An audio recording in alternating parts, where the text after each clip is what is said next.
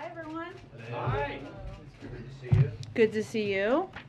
Okay, I have nothing at the top for you. Josh, what is on your mind? Thanks, Jen. Two questions. First, after the Rome meeting, since the war began, has China provided any military or economic aid to Russia or expressed any specific intentions to do so? I'm not in a position to confirm or detail any intelligence from here at this point in time. Okay. Moving on to the Russia-Ukraine talks. What does the U.S. see that would be a sign for optimism that some kind of ceasefire could be reached? In which carrots, in which sticks do you think Putin is most responding to, if that's the case? Sure. Most likely to respond. Sure. Well, as you've heard us say in the past, we certainly will continue to support the Ukrainian participation in these talks and conversations as long as they choose to continue to participate in them, of course. And we are trying to boost them by providing a range of not just economic and humanitarian assistance, but military assistance that we believe strengthens their position in these talks. Our view continues to be that despite words that are said in these talks or coming out of these talks, diplomacy requires engaging in good faith to de-escalate. And what we're really looking for is evidence of that. And we're not seeing any evidence at this point that President Putin is doing anything to stop the onslaught or de-escalate. But that is really what we would be looking for. Go ahead. Thank you, Jen. To follow up on the Rome meeting, what are the consequences for China if they do aid Russia? Well, I'm not going to get into specific consequences. I think what we have conveyed and what was conveyed by our national security advisor in this meeting is that should they provide military or other assistance that, of course, violates sanctions or supports the war effort, that there will be significant consequences. But in terms of what those specifics look like, we would coordinate with our partners and allies to make that determination. Okay. But Jake Sullivan certainly communicated that there would be consequences. Yes, as we have also said publicly a number of times. Okay. And then is there anything you can share about the president's potential meeting, potential trip to Europe in the next couple weeks, who he might be meeting with, and really what the point would be of going to Europe? Sure. Well, we are, of course, closely engaged with our NATO partners and European allies, as you've heard us say a number of times, about the next steps in diplomacy, whether that's providing additional humanitarian or security assistance or the mechanics for future conversations. But there's not been any final decision about a trip, so I don't have anything to preview about what that would look like if you were to take a trip. Thanks, Jen. Go ahead. Thanks, Jen. The president said back in February that the U.S. would respond forcefully if Americans were targeted in Ukraine. Brent Renaud was killed over the weekend. One of my colleagues was injured today. We're still waiting to hear if he's okay. So what is that response going to look like? Well, let me first say, your colleague Benjamin Hall, I know there's not final reports yet, or we would wait for your news organization to confirm those, but our thoughts, the president's thoughts, our administration's thoughts are with him, his family, and all of you at Fox News as well.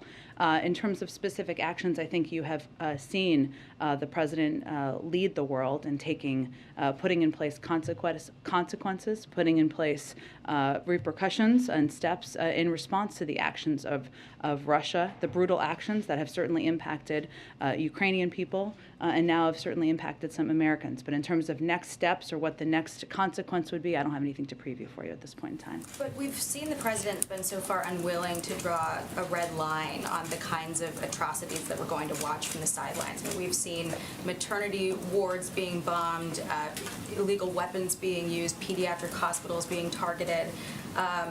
President Obama drew the red line for Syria at chemical weapons. So is there any thought process about what we're willing to watch happen before Well, Jackie, I think it's important to reiterate as often as we can that what we're seeing is horrific, what we're seeing is barbaric, and the steps that the president has taken and led the world in taking have essentially led the Russian financial system to be on the brink of collapse.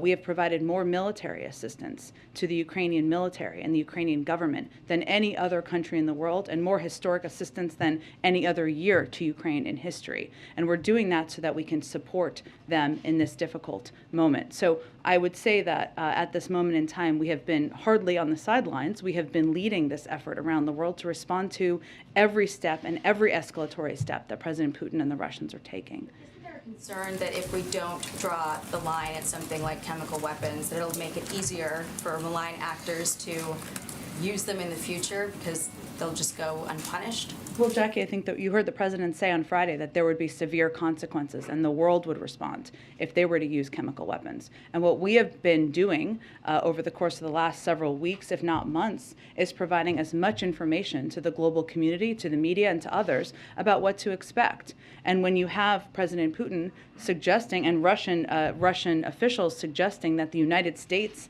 and Ukrainians are the ones who are working on a chemical weapons program, it's clear that this is a pattern that we have seen in the past of them trying to set up a predicate for their own actions. But what does that end up looking like if the world responds? Because so far we've heard the president talk a lot about what the U.S. is not going to do in terms of, not wanting to trigger war with a nuclear power. But do we believe that Putin is, a rational kind of person who, would pay attention to something like that? I mean, he didn't need provocation to, invade Ukraine. Why wouldn't we think that he would just create a pretext that is fabricated for something like that? We do. That's why we've talked about it. And I think, Jackie, what's important here is and then I'm just going to move on to get to more people, is that for any president, you have to weigh how you can lead the world, how you can make very clear that actions are horrific, that they are not acceptable, they're not aligned with global norms, while also thinking about our own national security interests. And starting World War III is certainly not in our national security interests. Putting U.S. troops on the ground in Ukraine to fight a war with Russia is not in our national security interests. Go ahead. I just have to move on because otherwise I'm not going to get to enough people. Go ahead. To what you'd said, though, about misinformation in Twitter. Yeah. Because last year the president worked with Twitter specifically to address misinformation on vaccines, called it a wartime effort. Has there been any conversations with Twitter to address misinformation as it pertains to chemical attacks and that kind of thing, given that Russia has banned this platform within the country and they're using it to obviously target eyes outside of the country, including within the U.S., to spread propaganda and We are the ones misinformation? who told you all about that. I agree. I don't have anything to read out for you in terms of private conversations with Twitter or any other social platform, but I'm happy to check and see if there's more. Go ahead. Back on the Rome talks, have you seen any, or did your colleagues see in this meeting, any sign that China got the message that they are going to heed your warnings?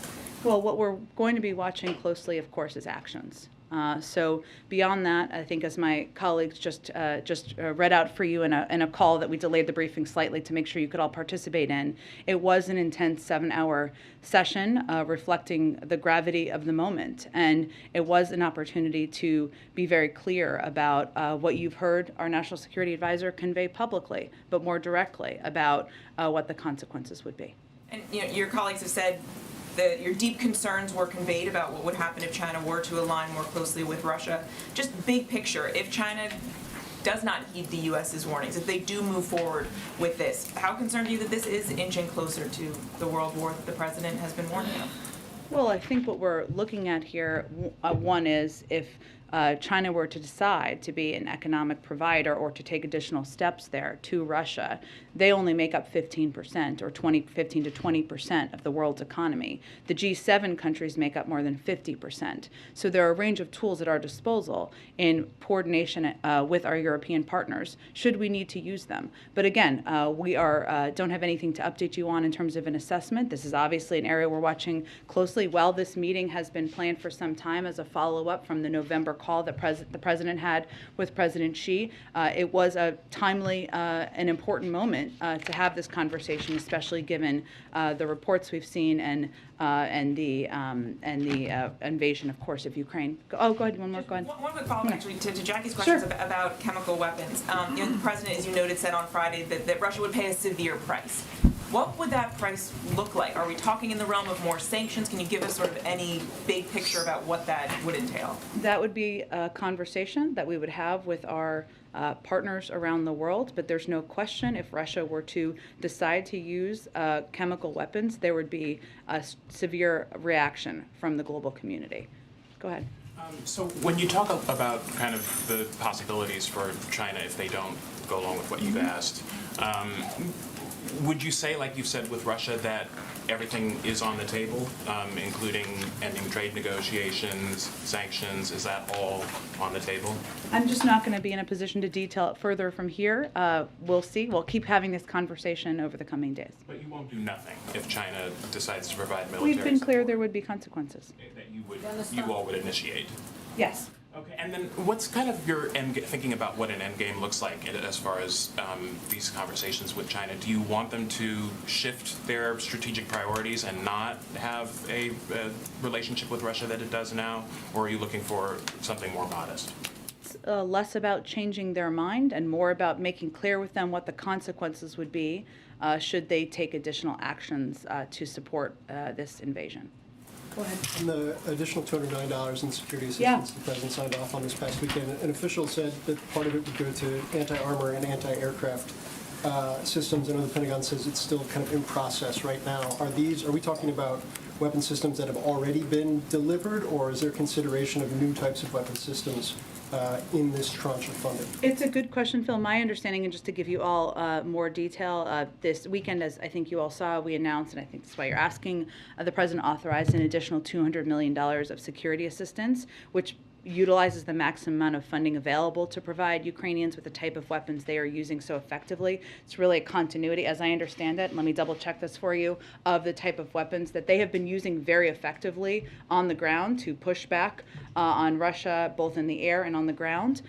So that includes, as you noted, anti-armor, anti-tank, and air defense capabilities and ammunition of other types, and other types of assistance to address the armored, airborne, and other threats that they are facing. But my understanding, Phil, is it's a continuation of the types of security assistance that that we have been providing, and of course the president is looking forward to. There's a significant amount of funding, as I think you all have noted, in the omnibus for Ukraine, which would enable us to provide even additional assistance to add to that package. Okay, and then just a quick follow-up to one of Josh's questions. Deputy Secretary of State this weekend said, quote, she's seeing some signs of willingness to have real serious negotiations. I think that differed a little bit from what we've heard from officials about the Russian posture up to this point. Can you elaborate on what the signs may have been seen in terms of giving this Deputy Secretary of State that view of things? Well, she also said that they would have to back any words with actions, essentially, which I think is an important context, right? They did have talks today. There have been reports that they will have additional talks. We have been very appreciative of the efforts of our allies, France, Germany, Israel, and Turkey, and others to be participants in these talks at times or engage in these talks at times. But again, diplomacy requires both sides engaging in good faith and to de-escalate. And what we're really looking for is specific delivery of actions. I think it's important to remember that there have been 5 or 6 attempts to implement a humanitarian corridor. Those have not been effective. Those have not worked. You've seen through video footage and others reports that those that has not been abided by. So that is where we are keeping our eye and focus. Go ahead, Kelly. Do you get a sense that as this conflict with Russia and Ukraine is happening, that other actors that are adversaries to the United States, China, Iran, North Korea, are also testing the West with China's work with Russia as you're dealing with that, perhaps with Taiwan, Iran with its rockets, North Korea also showing its provocative nature. Is there a test of the West coming from some of the adversaries of the United States? We have not assessed those to be related, as you have said. I mean, if you look at the missile strike that we saw over the weekend, no U.S. facilities were hit, no personnel were harmed. We were not the targets of that. We have obviously seen tests and information we put out publicly as it relates to North Korea. We've seen dozens of tests over the course of past administrations as well. So I would say we are not assessing it through that prism. Has the administration reached out to American companies that have property, infrastructure in Russia to expect that to be nationalized by Russia and to lose those assets in Russia? We have been, of course, engaged with U.S. companies, not encouraging them. Obviously, we've publicly applauding them, but they're going to make their own decisions as private sector companies. We've also conveyed, as we did publicly, I think on Friday, that there would be, we would certainly look to consequences should that happen. Go ahead. The former White House COVID advisor, Andy Slavitt, has a Twitter thread today in which he talks about the potential for an increase in COVID cases this spring. He says, based on European case increases, the U.S. could see a new rise in COVID cases. Are you confident the administration has the real-time data it needs to provide the best information possible to the public? To assess data? Yes, we are. I would note that I did not see his thread, but let me know, and I'm not sure if it was related to the BA2 variant. Was it related to the BA2 variant? Okay. What we do know about the BA2 variant, which I think is important context for people, is that it's circulated in the United States for some time. We've been watching it closely, of course. We currently have about 35,000 cases in this country. We expect some fluctuation, especially at this relatively low level, and certainly that to increase. I would also note that while BA2 is a more transmissible version of Omicron, the tools we have, including mRNA vaccines, therapeutics, and tests, are all effective tools against the virus. And we know because it's been in the country. And so as we're watching, and I think a lot of the reporting has been about, of course, the UK, but also China. And China has a zero tolerance policy, as you all know, but they also did not conduct their vaccination and booster campaigns with mRNA vaccines. So that is important context, too, as you're seeing the impact. What I would note, just to go back to your earlier part of your question, is that we are still pressing. The place where it is concerning is the fact that we need additional COVID funding. And we have talked about this. We talked about this a little bit in the past, but last week, all running together. But without COVID response resources and additional money, there could be immediate impacts on testing capacity. The uninsured fund, which offers coverage of testing and treatments for tens of millions of Americans who lack health insurance, and on our supply of monoclonal antibodies. And that means that some programs, if we don't get funding, could abruptly end or need to be pared back. And that could impact how we are able to respond to any variant, of course. I do just want to ask you one more quick question. We noticed the president, when he came on stage today at the Marriott, had a mask on. Is that something he's been advised to do, or is that something he just feels more comfortable doing? Often he does that when it's required by a specific event, as he did when he went to Texas last week. I can certainly check on that. He was tested yesterday and tested negative. Go ahead. Thanks, Jen. So on Ukraine, the president has made clear that he sort of has a red line with Russia in terms of not wanting to do anything that would get into a direct confrontation or lead to World War III, as he puts it. I'm curious, and you're not sharing specifics, but in broad strokes, does he have a similar red line now with China assisting Russia? And does he not want to get into a direct confrontation with China? And are there certain things he's not willing to do because of that? Let me see if I can answer your question, but tell me if I'm not. We don't like red lines around here, so I'm not going to use that phrasing. But you are obviously correct that he's been very clear and consistent about that he does not have the intention of sending U.S. troops to Ukraine. That has not changed. I would look at, while we are certainly watching closely the actions of China, whether that is support of any kind, in support of any kind for Russia, and certainly there would be consequences to that. I do think we look at it through a slightly different prism. I mean, Russia is invading Ukraine actively, so I'm not sure if I'm answering your question or not. Sort of, just to follow up, I mean, right, no ground troops in Ukraine, but also there have been other things such as not enforcing a no-fly zone or not providing the fighter jets that the president has been reluctant to do. So again, you said you're not sharing specifics. You said, Jake Sullivan said significant consequences for the Chinese, but I'm wondering if there are certain things that you will not consider because it could lead to a direct confrontation with China that you're reluctant to get into, the same way you are with Russia.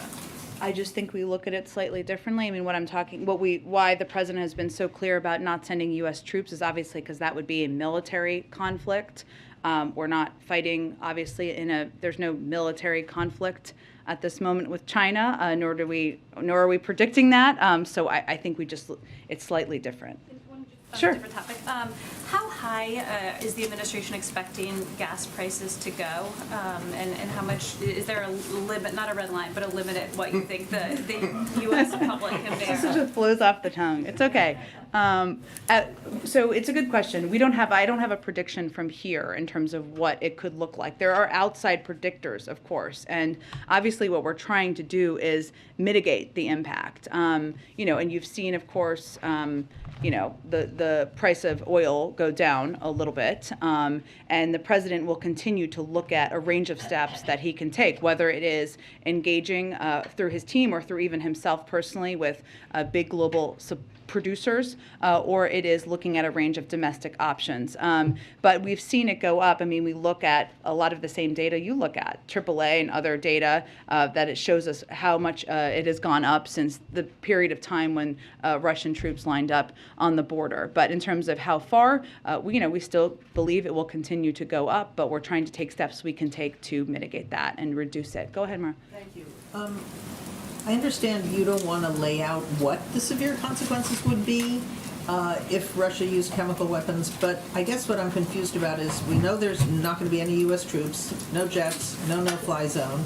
Other than the things you've already done, which you have already described as severe, could you give us some examples of what more you can do since you've ruled out all these things? Just when you talk about severe consequences, what does that mean, given that we know what it doesn't mean? Sure. Yeah. I understand your question. I'm just not going to outline that from here. Those are conversations that will happen, continue to happen with our national security team and with our partners and allies around the world. What you're asking us to believe is that there are severe consequences that you haven't used yet, but that are not on the no list. Correct. Okay, but you won't tell us what kinds of things those might be. We're going to have those conversations privately through our national security team and with our partners around the world. Okay, but do you, I guess what I'm wondering, what about the argument that there just aren't any more severe consequences for you to use because most of the severe ones you've ruled out? That's inaccurate. Go ahead. Just on the Fed nomination. Yeah. Nice try, Mara. Does the White House have any assurances from any Republican senators that they would support Sarah Bloom Roskin's nomination? And did Senator Manchin give the president or anyone in the administration a heads up about his opposition to her nomination? I'm trying to figure out if that was a surprise. Sure, I understand your question. We were aware of his position in advance of Senator Manchin's announcement. She is one of the most qualified individuals to ever be nominated to this position, and so where we are now is our focus is on continuing to work with Chairman Brown to garner bipartisan support, but I don't have anything to read out for you on that front at this point. How did Senator Manchin make you aware of his opposition? Was there a call to someone in the White House? Did the president know? What did that look like today? I'm just not going to detail more specifics.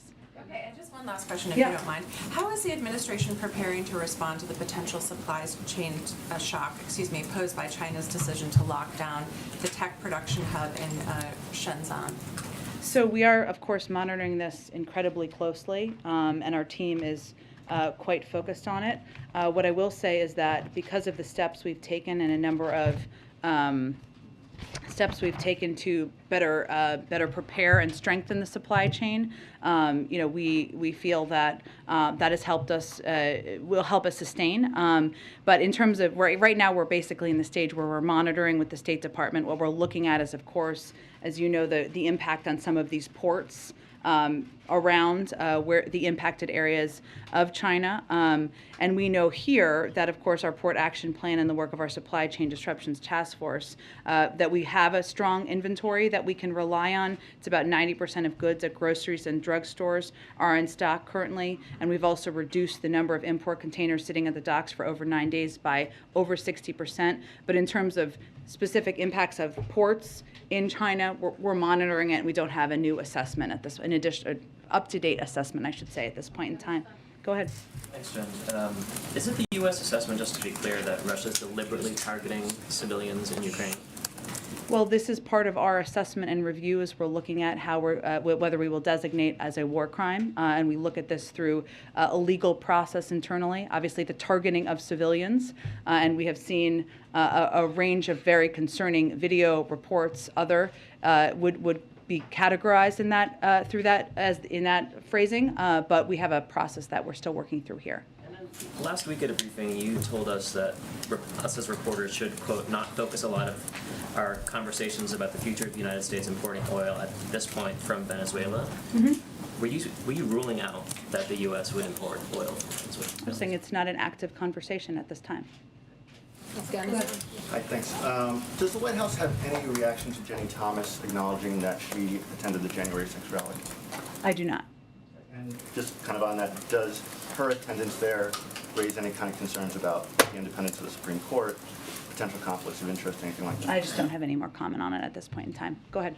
Hi, Jen. For the second time in 2 weeks, a group of hundreds of Haitian migrants has landed by boat in the Florida Keys.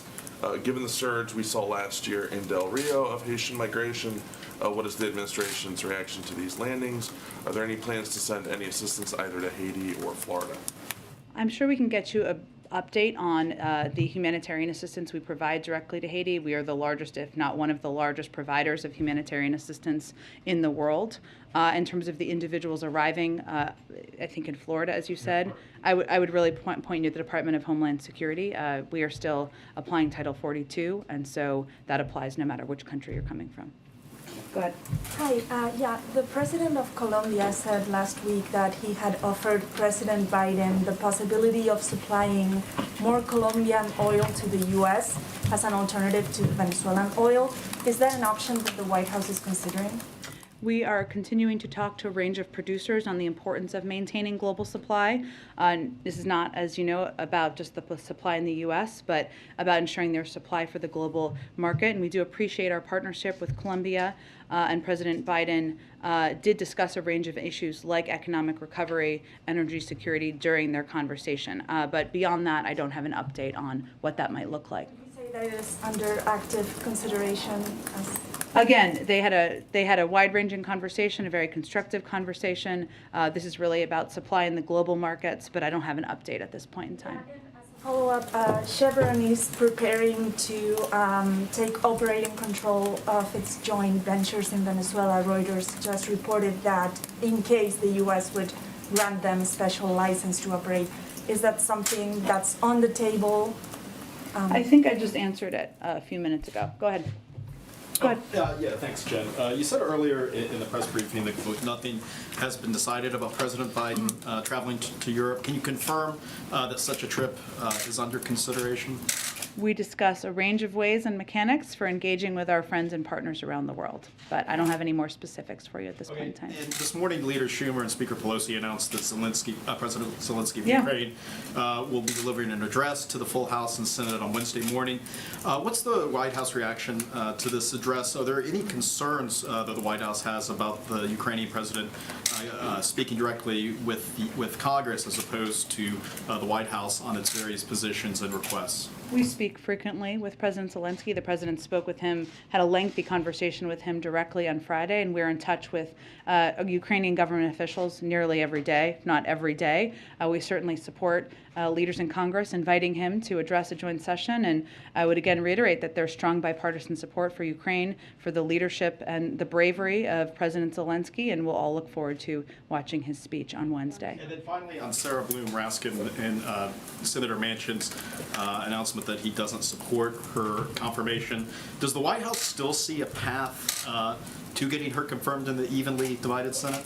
We are going to continue our work with Chairman Brown to garner bipartisan support. But again, she is one of the most qualified individuals ever to be nominated to this position. So that's where our focus is. Still and believe Yes. that you can get her confirmed? Yes. Okay. That is where our focus is. We wouldn't be pushing for bipartisan support if she wasn't still our nominee. Go ahead.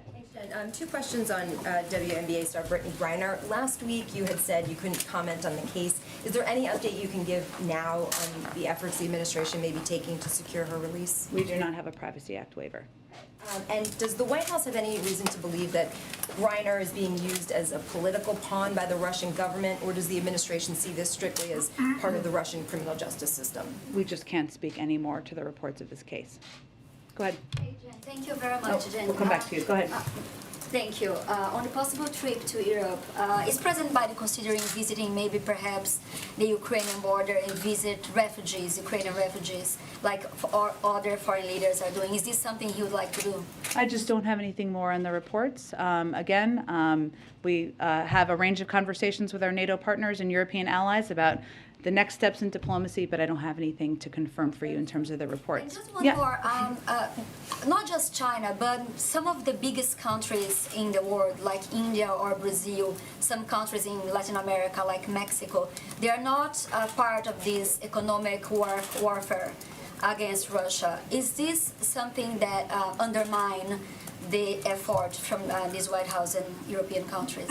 I would say it doesn't undermine our efforts. We've been working to build a global coalition far beyond the G7 and our NATO partners, and had a great deal of success in that. And every country has to decide where they want to stand, where they want to be as we look and the history books are written. Go ahead. I think we got to move on. Who gets to get around? Do you just believe this economic pressure will stop Vladimir Putin from his invasion? Well, I think as we've seen, the impact of the president's leadership on the global stage and the economic consequences that have been put into place have led Russia and the Russian economy to be on the brink of collapse. And there's no question that over time that will have an impact. Go ahead. Thank you. Furthering that point, you did mention at the top of this briefing that there has been no action on the part of Putin to stop the onslaught. You haven't seen any action. And that is after, again, all of these severe economic sanctions have been levied. And so, I'm wondering why the administration thinks that this threat of further severe action that is vague, that is unnamed, will deter him from using chemical weapons. Well, I think the reason that we spoke out last week about chemical weapons is because we felt that it was important for the global community to understand that they had the capacity, the capabilities, and that they have used them in the past. And at the same time, they were accusing inaccurately, they were spreading false information about the U.S. and the Ukrainians' intentions. That was the origin of why we were so outspoken last week. So this is more about us making clear to the world what we've seen as patterns in the past and what their capabilities and capacities are. Go ahead. Thanks, Jen. President Biden has repeatedly said no U.S. troops inside Ukraine. Are there any U.S. troops still training Ukrainians outside Ukraine? And if not, could that be a thing as we move forward? If this You mean turns into in a neighboring countries? Yeah, like bases outside Ukraine. And if it becomes a long-term conflict, as obviously many predict, would that be a thing the United States does? Let me check with the Department of Defense. We obviously had trainers on the ground for a period of time. Then we pulled them back. We obviously have a significant military presence in a range of countries in the region, but I can see if there's anything that we are looking ahead to. Would be considered an escalatory type of thing, a bit like the MiGs, which got complicated because no one knew kind of how to get them to the Ukrainians. Like if you had Ukrainian soldiers going into Poland, Sure. trained by U.S. troops to go back and fight Russians. I mean, I think really our focus right now is on providing them and continuing to expedite the military assistance to them. And the good news is that we still, through our coordination with them and our NATO allies, we're able to get them that assistance on the ground. They are actively fighting now, so that's where our focus really is at this point in time. Go ahead. Yeah, on the Federal Reserve, would the administration then support the 4 nominees who seem to have the votes to be confirmed to go forward and deal with the Raskin nominee after? Well, there's enough support to move all 5 nominees through the committee. So we think the Republicans should show up so that they can vote them through the committee. And on one last thing, the fact that China's in the conversation about helping Russia, should U.S. companies then look at maybe decoupling from China with their investments there and be cautious? What's the message that you have? Can you trust the Chinese? I don't think it's about trust, but we have not made an ask or a request at this point of that. Go ahead. Jen, thank you. At the Democratic retreat in Philadelphia last week, some of my colleagues were hearing a lot from Democratic lawmakers who want the president to do more by executive action, whether it's on immigration or whether it is on some of the other priorities of the administration. Did he have any conversations with the members there about possible further executive actions? And is there anything else that you're hearing from the members and those meetings with the Black Caucus and other members of Congress in the last week or two that may be coming forward? Well, I would say all of these members can speak for themselves on what they're interested in and what they're requesting from the president and from this administration. We have a range of executive authorities. The president does, I should say, has a range of executive authorities. I think there have been some reports about some that are under consideration, including one on policing, which we have talked about a bit in the past. So sure, we still continue to consider what steps we can take through executive actions, even as we work with Congress to see what we can move through there as well. And I take it there's no update beyond the legal review continuing on the student loan? question. I don't have an update at this point in time, no. Go ahead in the back. Go ahead. Thank you. Okay, and then I'll go to your friend next to you. Thank you very much. On North Korea, it is reported that North Korea's ICBM launch is imminent. Do you have anything on the North Korea's imminent launch of ICBM? I don't have anything on that report. I've not seen that report. What I can tell you is that, as you know, last week we proactively decided to reveal information publicly about recent tests and share it with allies and partners, as well as Congress. We have seen North Korea escalate its testing in different periods over the last 4 presidents, and this time North Korea hid these tests, unlike the fanfare over past tests. But I don't have anything to predict in terms of the future. I said I'd go ahead. Japan and some of the other treaty countries are increasingly alarmed after Afghanistan and this recent situation. Could you let the Japanese government know that the security treaty will be honored?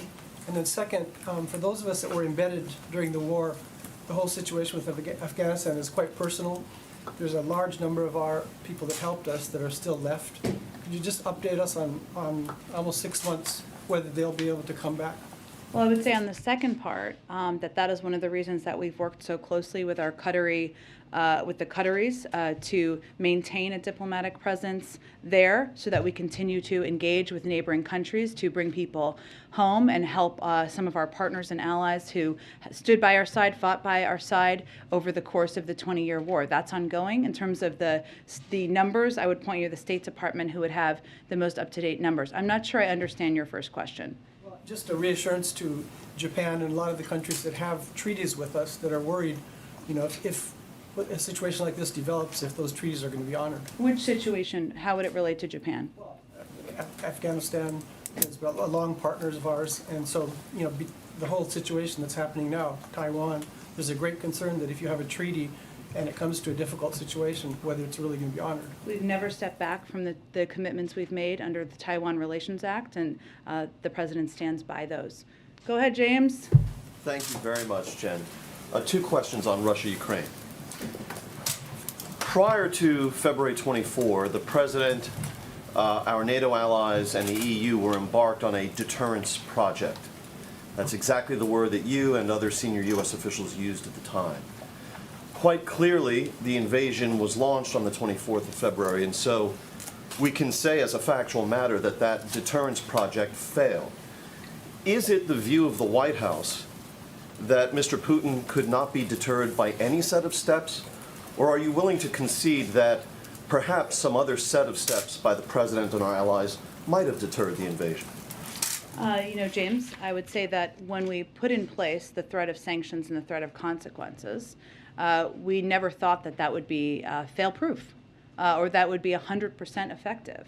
We did that because we wanted to lay out the clear consequences should President Putin proceed in invading Ukraine, even as we predicted quite consistently that was very much his intention. And what we have done since that point in time is implement those sanctions and implement those consequences, far beyond what I think most people's expectations were in the world about what those would look like. I don't think I can look in a rearview mirror, any of us can, and predict what would have been different. What we did is we took steps to rally the world to stand up to the aggressions of President Putin, and we have implemented them and followed up on what we committed to since that point in time. One key decision made by the President early on was to remove strategic ambiguity from this equation. Never really was Mr. Putin forced to wonder what consequences he would face. He was told at the outset he would never face military intervention by the United States and NATO, that the full range of the punishments he would face would amount to diplomatic and economic sanctions. I think a lot of people wonder why a greater effort wasn't made to leave Mr. Putin in doubt about the consequences he might face. Because the President is the President of the United States of America, and he felt it was important to be clear with the American people about what his intentions were and what they were not. And his intentions were not to send men and women, their sons and daughters, to fight a war in Ukraine against Russia. Go ahead. Thank you. On Iran? Okay, I'll do both. Go ahead. Ladies first. Thank you. Okay, go ahead. On Iran, the Iran talks appear to have stalled amid some last-minute demands by Russia. Are the Iran talks dead? And if not, what now? Well, right now, the negotiators are back home in their capitals. We'll see what happens in the days ahead with diplomacy around the deal. We continue to believe that, obviously a diplomatic path forward is the best path forward, but this is a natural part of the process. It is also standard for the most difficult parts of the conversation negotiations to be happening at the end. And then just on Ukraine, South African President Cyril Ramaphosa says he's been asked to mediate between Russia and Ukraine. Would the White House support that, endorse that, in any way assist with that, especially since the African model kind of tends towards like restorative justice, truth and reconciliation instead of, traditional justice? I'm happy to check with our national security team on his role. What I can tell you is that there have been a half a dozen global leaders who have been meeting with both the Russians and the Ukrainians and engaging, of course, directly through diplomatic channels and trying to come to a diplomatic conclusion here. We have been engaged directly with them on the front end and back end of those conversations and encourage them to also make sure they are engaging with the Ukrainians and not just the Russians. But I will check if there's any specific. I'm happy to check specifically, but again, there's a range of countries that are already playing this role. So go ahead. Go ahead. With the COVID funds, thank you, by the way. Sure. With COVID funds falling off the omnibus, and it may take a bit, Congress kind of back for that to get done. Has the White House ask changed at all? Have they come back to, lawmakers and said, hey, well, it's going to take a while, we need more, or it's a different place? I'm just curious now that. You mean in terms of asking for less money or something like that, or or more money? What is the timing? Yeah. Does the timing change the needs of the White House? Well, the time. I mean, we're asking for money to meet exactly the needs that are going to start to come up soon in the coming weeks, even, and in supporting a number of the programs that have been pivotal to people across this country, especially people who are uninsured, people who are relying on access to free treatments, testing, vaccines. Obviously, these are programs that it's not only in the U.S. government's interest to continue, but it's in the interest of the American people, especially people who don't have the resources to cover and pay for a lot of these different treatments. We had requested $22.5 billion, I think you're aware, for immediate and urgent COVID response needs, because that is the funding we felt we needed. That does not mean it would cover the needs in forever. That would just be the needs we have at this moment in time. So these conversations are still ongoing with leaders in Congress. But we want to be very clear about the fact that some of these programs could abruptly end and be pared back without additional funding. You mentioned the uninsured for the HRSA program that reimburses for uninsured funds. You guys previously said that would end this month. Is that timeline still there? You mean if we don't have funding? Yeah, is it still the end of the month they shut that down? A lot of these programs could end quite abruptly, so it could, but I will check and see if that specific one would. Go ahead. Title 42, two related questions. Yeah.